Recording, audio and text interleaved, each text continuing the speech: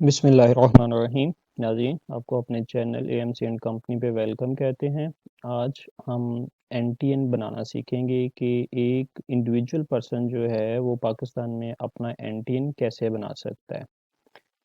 NTN बनाने के लिए क्या क्या चीज़ें चाहिए होती हैं वो हम देख लेते हैं।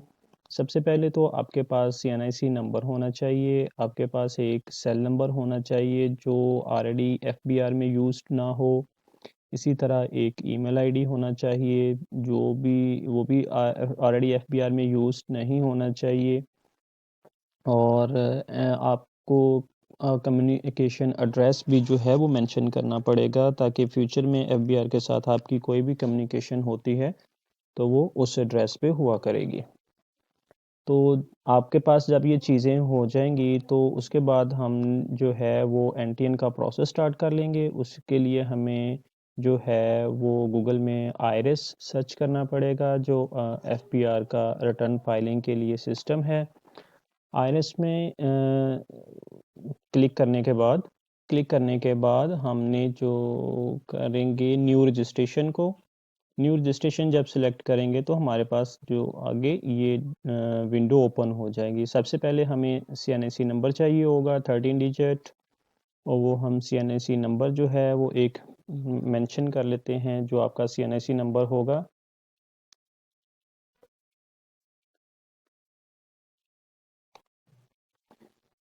नंबर मेंशन करने के बाद आपने प्रीफिक्स में मिस्टर और मिस या जो भी है उसको सिलेक्ट करेंगे।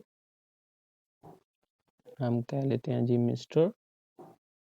नेम में आपने अपना नाम एंटर कर देना है, MUHA। मोहम्मद अली आपने अपना नेम मेंशन कर लिया। देन आपने जो सेल नंबर हमने पीछे देखा था वो देखना है कि आपका सर्विस प्रोवाइडर कौन सा है। आपका जो भी सर्विस प्रोवाइडर होगा जोंग, यूफोन, भारत वगैरह वो आपने सिलेक्ट कर लेना है। मैं सेल नंबर जो है वो जैज़ का सिलेक्ट कर रहा हूँ। आपने स्टार्ट जो है वो 0092 से करना है।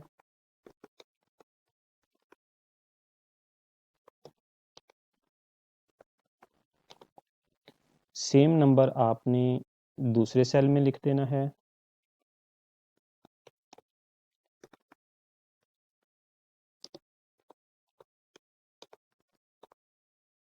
देन आपने ईमेल आईडी जो है वो इसमें लिखेंगे।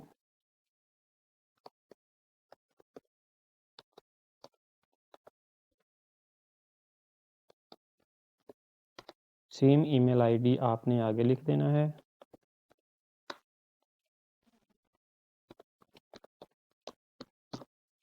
ईमेल आईडी लिखने के बाद आपने जो हमने एड्रेस कम्युनिकेशन रखा था वो सिलेक्ट कर लेंगे।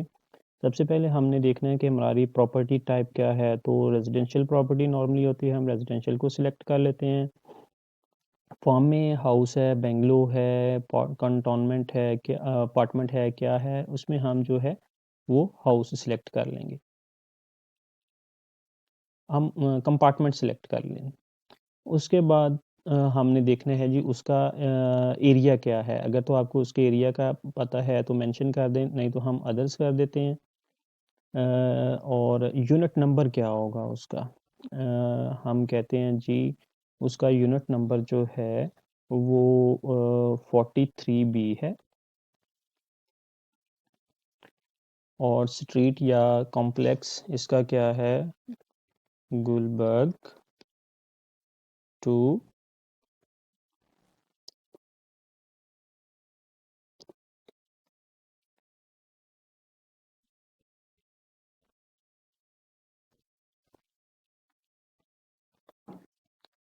हम इधर लिख देते हैं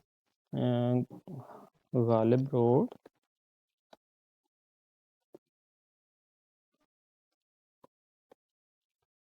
गुलबर्ग 2। और इसमें सिटी हम जो है वो सिलेक्ट कर लेंगे कि हमारा सिटी कौन सा है। हम लाहौर सिलेक्ट कर लेते हैं। लाहौर सेलेक्ट करने के बाद वो हमें उसके डिफरेंट जोन्स दे रहा है। हमने देखना है हमारा रेलेवेंट जोन कौन सा है। तो जो आपका रेलेवेंट जोन होगा वो आप इसमें से सिलेक्ट कर सकते हैं। अगर आपको जोन का नहीं भी पता चलता तो आप सबसे एंड में जो मेन सिटी का नाम दिया है वही सिलेक्ट कर सकते हैं।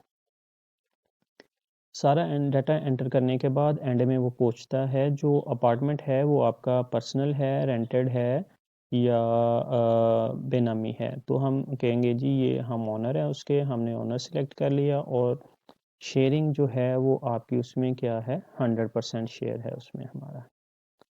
देन हम ये कैप्चा एंटर कर देंगे OH5J।